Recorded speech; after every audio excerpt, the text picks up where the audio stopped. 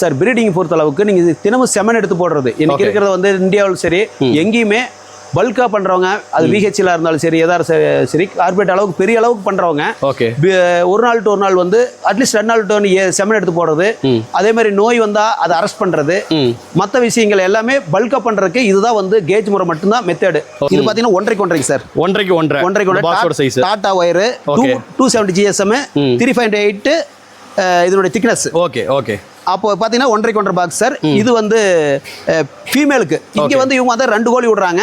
நம்ம சைஸ் கொஞ்சம் முன்ன பண்ணா இப்போ எனக்கு வந்து இவ்வளவு தேவையில்லை ஒரே சிங்கிள் கோழி விடுறோம்னா அதுக்கு தகுந்த மாதிரி பண்ணிக்கலாம். தரையில போடும்போது நிறைய பிரச்சனை இருக்கு, இட வசதி நிறைய வேணும். ரெண்டாவது ஒரு பிரச்சனைனா எல்லாம் போய் ஒன்னா சேர்ந்து மேலே ஏறிச்சுன்னா ஒன்னோட ஒன்று கீழே அமுத்தி சின்ன குஞ்சுல நிறைய மாற்றாலிட்டி வரும் கண்டிப்பா. ரெண்டாவது மெயின் ப்ராப்ளம் என்னன்னா இது நிறைய பேர் தெரியாது, ஒரு கோழினாவே நோயின்னு தான் அர்த்தம். நோய்கள் அது நோய் வராம இருக்காது. அப்ப நோய் வந்தா எப்படி தடுக்கிறதுங்க பிரச்சனை.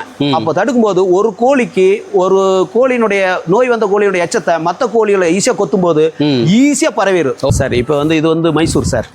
இது மைசூர், திருநெல்வேலி, அதே மாதிரி தாய்லூர் எங்களுக்கு வந்து நிறைய விஹெச்எல் ஆர்டர்ஸ் நிறைய பண்ணியிருக்கோம். அதே மாதிரி லோக்கல்ல பாத்தீங்கன்னா நாமக்கல் ஏரியாவில் நம்ம பண்ணியிருக்கோம். ஈரோடு எங்களுக்கு பெசிபிக்கு.